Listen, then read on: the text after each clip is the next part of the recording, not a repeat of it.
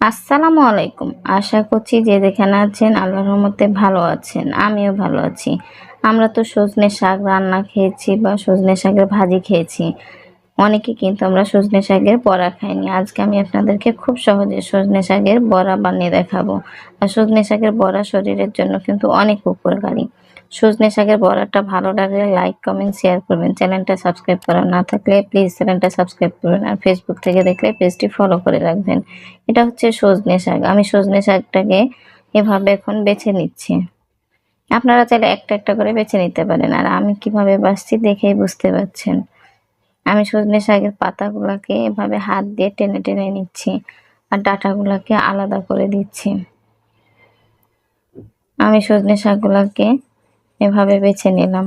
এখন ভালোভাবে ধুয়ে নিতে হবে, কারণ যেহেতু গাছে থাকে সজনে শাকে কিন্তু প্রচুর ধুলাবালি থাকে, তাই এটাকে ভালোভাবে ধুয়ে নেবেন।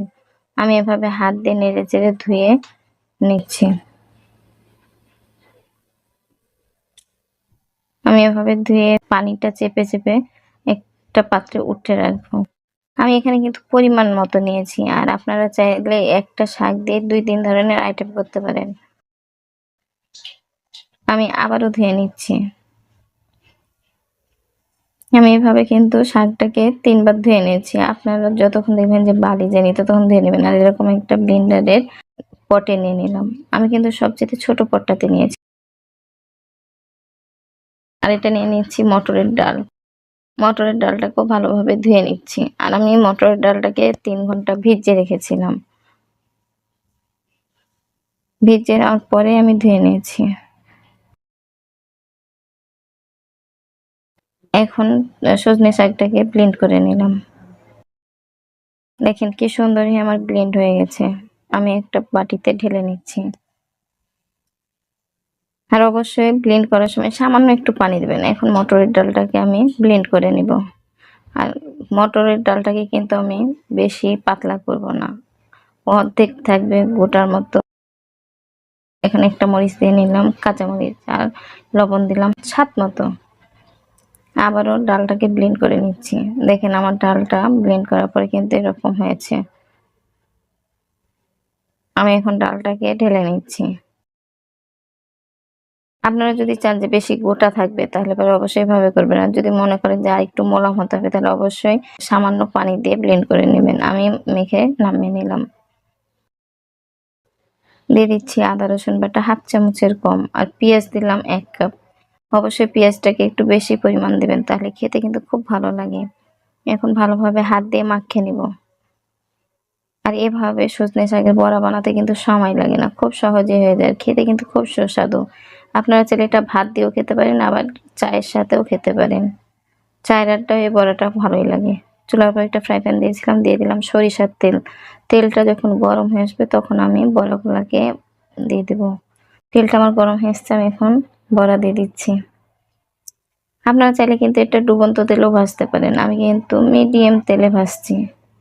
যেভাবেই ভাজবেন বড়াটা কিন্তু খেতে খুব মজা হয়। অবশ্যই একবার এভাবে ট্রাই করে দেখবেন। আশা করছি ভালো লাগবে। আমি এভাবে দিয়ে দিলাম। আপনারা আপনাদের মতো শেপ করে নিতে পারেন। আমার কাছে এই শেপটাই বড়র ভালো লাগে, তাই এভাবে শেপটা দিয়ে নিচ্ছি। আর চুলার জালটা থাকতে হবে অবশ্যই মিডিয়াম। আমার এক সাইডটা যখন হালকা লাল হয়ে এসছে তখন আমি উল্টে দিচ্ছি। মিডিয়াম আছে যদি এই বড়াটা ভাজা যায় তাহলে অনেকটা ক্রিপসি হয়। যদি হাই হিটে ভাজেন তাহলে ওপরটা কালো হয়ে আসবে কিন্তু ভিতরটা সফট থাকবে, ক্রিপসি থাকবে না। তাই মিডিয়াম আঁচে করবেন, ওপর থাকবে ক্রিপসি, ভিতর থাকবে জুসি। আমি আরেকবার উল্টে দিলাম। আর বড়াটা অবশ্যই একটু সময় ধরে ভাজবেন, তাহলে বড়াটা খেতে কিন্তু খুব টেস্ট হয়। আমার নিচটা এখন ডিপ কালার হয়ে এসছে। আমি আবার এভাবে উল্টে দিচ্ছি।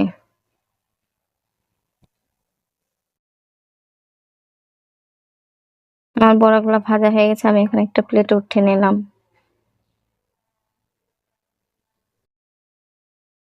এটা হচ্ছে ফাইনাল লুক। আশা করছি সজনে শাকের বড়াটা ভালো লেগেছে। ভালো লাগলে অবশ্যই লাইক দিবেন।